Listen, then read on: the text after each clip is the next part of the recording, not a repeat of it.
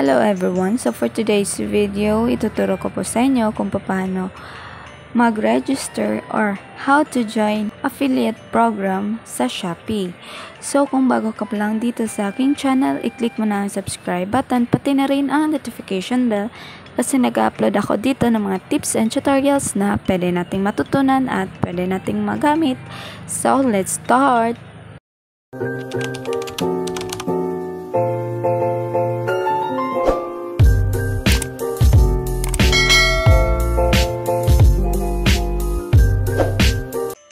So, ang una nating gagawin ay pumunta lang tayo sa ating Shopee app.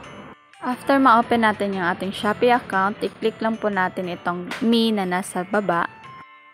Then, after that, hanapin lang natin ang affiliate program. Then, i-click lang natin ito.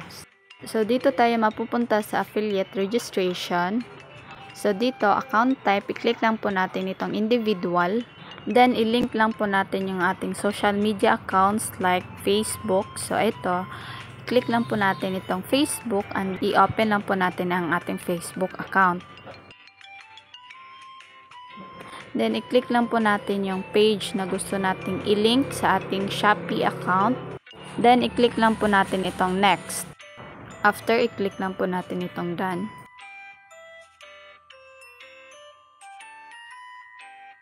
So, after that, ito na, you have now linked Shopee to Facebook. I-click lang po natin ito, okay. And then, authorizing. And then, yan, succeeded. After malink yung ating Facebook account sa ating Shopee, lagay lang po ninyo yung inyong contact number.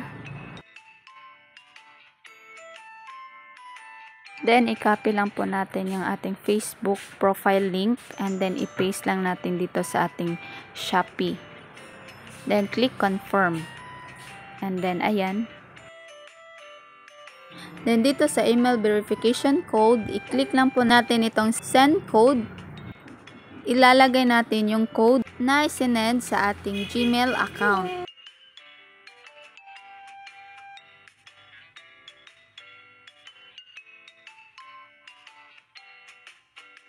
Then, click natin itong check and then submit. Then, registration submitted successfully. So, ayan, tapos na. And then, ayan, congratulations. Okay na po. And then, click natin itong okay. Makakatanggap po tayo ng notification ni Shopee sa ating Gmail accounts. So, ito po yung email ni Shopee na na-approve na po yung ating Shopee affiliate. So, pwede na po tayong magtinda ng mga items galing sa Shopee. Ito po yung mga pwede nating itinda. Click lang po natin itong share and then i-copy link. And then pupunta lang po tayo dito sa ating Facebook or sa ating social media account. And then i-paste lang po natin ito. And then ayan, eto na po. Then after that, kapag i-click natin itong link na kinapi natin, mapupunta tayo or mapupunta kayo sa shop at pwede na kayong bumili ng items sa Shopee. So, kapag may bumili sa link na sinend mo or kinapi mo, makakakuha ka ng commission galing sa Shopee.